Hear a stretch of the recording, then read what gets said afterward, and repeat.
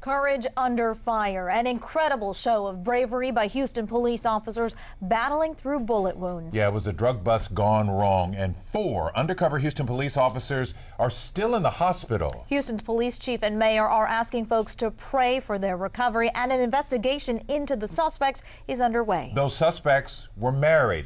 They were killed in a gunfight with narcotics officers. Police say Dennis Tuttle and Regina Nicholas, both in their late 50s, owned the Southeast Houston home where all this shooting went down. Officers say it was a neighbor who alerted them, saying they believe the couple was selling black tar heroin out of the home on Harding Street. The KHOU 11 News team is investigating this story from all angles. Melissa Correa spoke to the police chief about what happened when officers walked up to that house. And Jason Miles shows us how the police community is supporting the officers and their families. But first, Melissa, how are the injured officers doing this afternoon? Well, Ron, the social media hashtag #PrayForHPD is trending, and Houston police prayer is what's helping doctors make major strides. You see, yesterday, 5 HPD officers were rushed here to Memorial Hermann. Last night, 1 was released from the hospital. Today, another released, a 3rd expected to go home later this week. But keep those prayers coming, because the 2 other officers still hospitalized could sure use them. Thank you. Again, Dr. McNunn, again, on From a behalf of podium all inside Memorial Hermann, Houston Police Chief Art Acevedo shared more about this scene along Harding Street. Just before 5 p.m. Monday, 9 undercover narcotics officers moved in on a Southeast Houston home, breaching the front door to make a drug bust. They immediately came under fire. The first officer through the door, armed with a shotgun, was charged immediately by a very large pit bull that charged at that officer. As a cop shot and killed the dog, police say Dennis Tuttle came from the back of the home, sparking a firefight with his .357 Magnum revolver.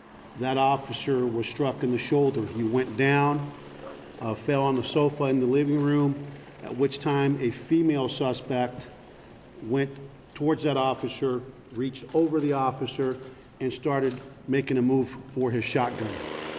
While cops made a move for her, Regina Nicholas was shot and killed in the living room. Right now, it's unclear by whose weapon. The remaining officers, Acevedo says, heroically ran in to pull the injured cops out of the crossfire, including a 32-year veteran just shot for a 3rd time in the line of duty. I'm just going to say it. He just passed a note to one of us, one of our officers, that said, I had to get in there because I knew my guys were down. And that just speaks volumes as to this man and just his courage under fire. Literally. A series of investigations will figure out who shot who and if anything could have been done better. Drugs, pot, and a white powder were found in the home along with 5 guns. Police aren't sharing what they know about Tuttle and Nicholas just yet, and the narcotics officers will be interviewed since body cams weren't part of their undercover uniform. The family of 1 officer is asking for privacy. But I will say this, he's in the fight, he's stable, but we need to pray for all these officers. But the family of the other, the cop shot 3 times while on the job, well, they're grateful those prayers keep coming.